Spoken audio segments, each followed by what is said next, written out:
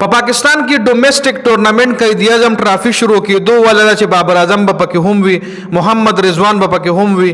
د پاکستان د ټیم کم چې الریډي پاکستان د لپاره انټرنیشنل میچز کړي دي ټول کلاډیان پکې موجود دي. خو کوم لوبډلو کې دي نو مکمل در سره په دې ویډیو کې مکمل معلومات شریکوم. نور به پکې لوکل کلاډیان وي، نور به لوکل مطلب مې دا چې چا انټرنیشنل میچونه نه وي کړي، چې کوم د ډومېسټک کلاډیان وي په دې ټورنامنټ کې هم لوبه کوي د انټرنیشنل کلاډیانو سره.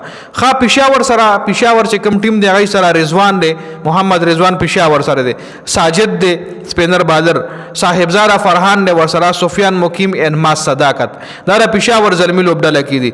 بیا ورپسې لاهور وایټ سره کم کلاډیان دي. نو لاهور وایټ سره بابر اعظم دی، آغا سلمان دی، نسیم شاه دی، حسین طلت دی، جمال دی، او ورپسې عباس افریدی ان عبید د نسیم شاه رو. دا لاهور وایټ سره دي. لکه دای سره انټرنیشنل کلاډیان ډیر دی، ودی ټیم هم مالخ ښکاری. بیا کراچي بلوز سره کم کلاډیان دي، سایم ایوب دی ورسره، میر حمزه دی، سعود شکیل، شان مسعود ان ابرار احمد، دا ورسره کراچي بلوز سره دي. بیا ورسره ایبټ آباد چې کوم فیصل آباد چې کوم ټیم دی هغه سره عرفان خان یازی دی، فهیم اشرف ان خرم شهزاد، دا انټرنیشنل کلاډیان دی ورسره. د ایبټ آباد چې کوم لوبډله هغه سره فخر زمان او کامران غلام دی. بیا د فاټا چې کوم فاټا ریجن چې کوم ټیم دی نو یې سره حسیب الله خان دی، خوش دل شاه دی، شاهین افریدی، وسیم جونیئر، نعیم محمد نعیم کم چې د لاهور کلندر سره په پی ایس ایل کې تیر شوی، پی ایس ایل کې او په فائنل کې ډیر ښکلی بیټینګ کړی، ان شاهد عزیز. نو اسلام آباد فاټا ریجن والا ټیم هم ښه دی، زیات انټرنیشنل کلاډیان ورسره دي. اسلام آباد چې کوم ټیم دی سره حسن نواز دی، حارث رؤف دی، ان محمد نواز دی. حسن نواز دی کپتان هم ټاکل شوی دی. خبیا سیالکوټ ریجن چې کوم ټیم دی ایسر عبد الله شفیق دی، حسن علی دی ان هوریرا. دا درې کلاډیان د سیالکوټ لوبډله کې دي.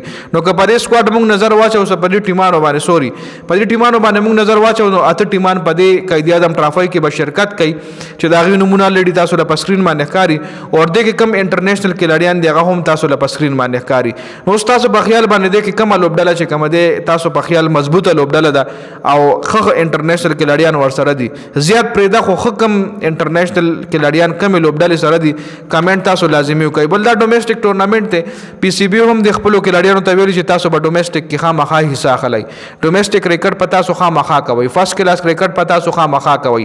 نو دا قائد اعظم ټرافي چې څه وخت ده نو دا وخت یو لیګ هم په دنیا کې نشته دی، او که لیګ وم نو کلاډیانو ته به ان او سی نه ملاوي. دا کلاډیانو ته به وي چې تاسو په دې ټورنامنټ باندې فوکس وکړئ، تاسو په دې ټورنامنټ باندې مطلب زیات کرکټ په دې کې کوي، ډومېسټک باندې فوکس وکړئ چې تاسو کرکټ امپروو شي، تاسو گیم امپروو شي.